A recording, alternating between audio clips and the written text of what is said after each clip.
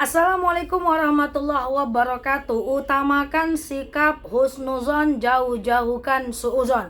Husnuzon adalah sikap berbaik sangka kepada manusia, serta suuzon adalah berburuk sangka kepada manusia. Otak kita ini cuman ada dua pilihan ketika memandang orang lain. Kita bisa pandang dengan husnuzon, kita bisa pandang dengan suuzon. Teman-teman, saya mohon maaf, setiap kita punya handphone, setiap kita rata-rata punya Instagram, punya Facebook. Kalau kita cek hati kita, ini maaf ya, kalau ada di antara kita setiap melihat status orang jelek aja kita melihatnya, hati-hati, itu tanda kita punya penyakit hati. Contoh, kita lihat handphone, kita lihat ada orang berfoto di rumah barunya. Alah, rumah baru aja bangga, OKB, orang kaya baru misalnya. Lalu kita lihat status orang, dia sedang berfoto di depan mobil barunya. Alah, mobil kayak gitu aja bangga. Aku udah 4 mobil di rumah aku, mobil orang parkir, selalu aja aku misalnya gitu.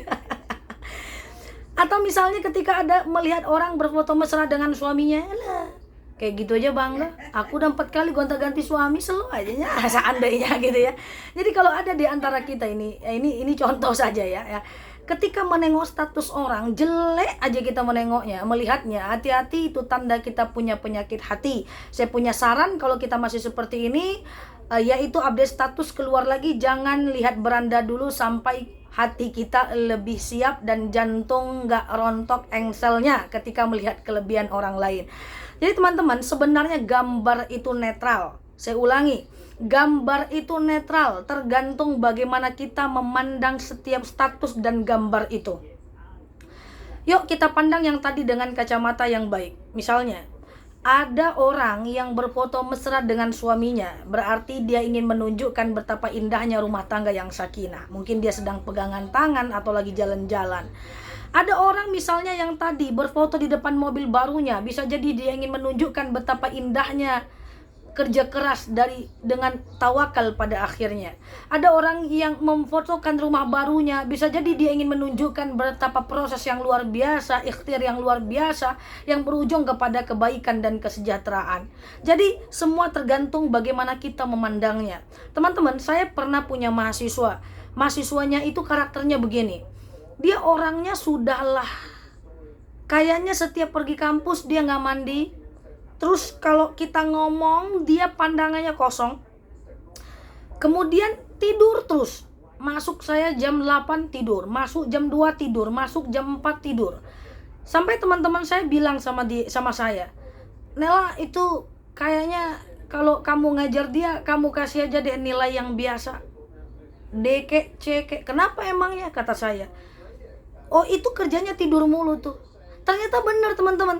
Saya masuk jam 8 dia tidur, saya masuk jam 10 dia tidur, saya masuk jam 2 dia tidur. Akhirnya kita nggak boleh kan mengambil kesimpulan yang cepat tentang orang.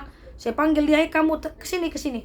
Kamu ini gimana? Masuk saya jam 8, kamu ngantuk. Masuk saya jam 2, kamu ngantuk. Masuk saya jam 3, kamu juga ngantuk."